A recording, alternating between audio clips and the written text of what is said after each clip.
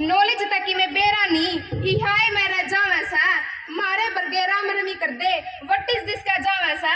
Good morning के चमचे हो गए, गुड मॉर्निंग के चमचे हो गए, जय हिंद करके राजी नी इसे इसे इसे संस्कार है मिटान दी अंडूसू मेरे भगत सिंह वर्गे भाइया ना मैं टोन दी अंडूसू मेरे भगत सिंह वर्गे भाइया ना मैं टोन दी अंडूसू। आदरणीय अभिभावकगण, प्रधानाचार्य व मेरे प्यारे भाई बहनों, मेरा नाम तमन्ना है, मैं 9वीं कक्षा की छात्रा हूँ। आज मैं 23 मार्च यानी शहीदी दिवस पर अपने विचार आप सबके सामने प्रकट करना चाहती हूँ। 23 मार्च 1931 को महान भारतीय स्वतंत्रता सेनानी भगत सिंह राजगुरु सुखदेव हंसते हंसते फांसी के फंदे को चूमकर इतिहास में अपना नाम स्वर्ण अक्षरों में अंकित कर गए। यही समाज का वो काला दिन है जिस दिन अंग्रेजी हुकूमत ने इस माटी के 3 वीरों भगत सिंह राजगुरु सुखदेव को फांसी के फंदे पर लटकाया था। इन तीनों वीरों जैसे नौजवान जिन्होंने फांसी के फंदे पर झूलना मंजूर किया था, लेकिन उन्हें अंग्रेजी हुकूमत के आगे गुलामी कतई मंजूर नहीं थी। हमें यह नहीं भूलना चाहिए कि हमारे देश के वीर सपूतों ने हमें गुलामी की जंजीरों से दूर होने के लिए अपने प्राणों का बलिदान दिया था। आजाद भारत के सपने को अपने सीने में लिए अपने जीवन का बलिदान स्वतंत्रता लक्ष्य की प्राप्ति के खातिर समर्पित कर गए। वतन के लिए त्याग और बलिदान उनके लिए सर्वोपरि रहे। कहते हैं ना, एक सच्चा बलिदान और एक सच्चा देशभक्त वही है जो जरूरत पड़ने पर देश के लिए सब कुछ त्याग दे। भगत सिंह राजगुरु सुखदेव को भी अपनी निजी जिंदगी से प्यार रहा होगा, उनकी भी तो महत्वपूर्ण आकांक्षाएं सपने होंगे, लेकिन उन्होंने वतन के लिए सब कुछ कुर्बान कर दिया और हमें देशभक्ति का पाठ पढ़ा गए और ये सीख दे गए कि देश की आन बान शान के खिलाफ कोई ताकत खड़ी हो तो उसे हम बल के साथ साथ वैचारिक रूप से भी कुचल सकते हैं। 23 मार्च शहीदी दिवस भगत सिंह राजगुरु सुखदेव इन महान वीरों का श्रद्धांजलि देने के साथ साथ आज की पीढ़ी को उनके जीवन बलिदान से भी परिचित करती है। ये वीर अपने देश को किसी भी हाल में झुकने नहीं देना चाहते थे, चाहे इसके लिए उनके प्राण ही क्यों न चले जाए, और इसीलिए इस देश के नौजवानों ने इतनी कम उम्र में फांसी के फंदे पर झूलना मंजूर किया, लेकिन उन्हें अंग्रेजों के आगे झुकना कतई मंजूर नहीं था। देशभक्ति की भावना इन वीरों में बचपन से ही थी। एक बार भगत सिंह ने अपने पिताजी को खेत में कुछ बोते देखा तो उन्होंने पिताजी से सवाल किया कि पिताजी आप ये क्या कर रहे हो। तो पिताजी ने भगत सिंह को जवाब दिया कि बेटा मैं बीज बो रहा हूँ, इसी बीज से कल को हजारों बीज उत्पन्न होंगे। पिताजी ने देखा कि अगले ही दिन भगत सिंह खेत में बंदूक बो रहे थे।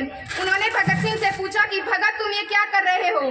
तो भगत सिंह ने जवाब दिया कि पिताजी मैं खेत में बंदूक बो रहा हूँ, इस एक बंदूक से कल को हजारों बंदूक उत्पन्न होगी और उनसे मैं अंग्रेजों का खात्मा करूंगा, इस देश से अंग्रेजों को बाहर निकालूंगा। ये जज्बा, ये हौसला, ये देशभक्ति भगत सिंह सुखदेव और राजगुरु में बचपन से ही थी। किसी ने ठीक ही कहा है कि वो खुद ही नाप लेते हैं बुलंदी आसमानों की, परिंदों को नहीं तालीम दी जाती उड़ानों की, परिंदों को नहीं तालीम दी जाती उड़ानों की।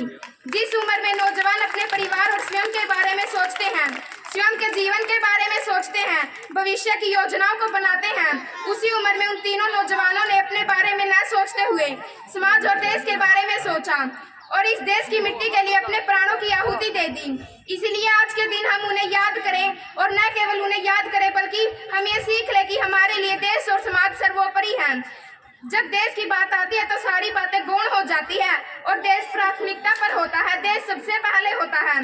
कहते भी हैं कि जब किसी वीर की मृत्यु होती है तो उसकी मृत्यु 2 बार होती है। पहली बार तब जब वो अपने प्राणों की आहुति देता है, प्राणों को त्याग देता है। दूसरी बार तब जब उसके समाज के लोग, उसके देश के लोग उसकी उस आहुति को, उसके बलिदान को याद नहीं करते, उनको स्मरण नहीं करते। हमें उन अमर शहीदों को आज के दिन याद तो करना ही है, उनके बलिदानों को याद तो करना ही है, लेकिन उसे आत्मसात भी करना है, उससे सीख भी लेनी है। सीख ये लेनी चाहिए कि देश के नौजवानों में कितनी ताकत होती है।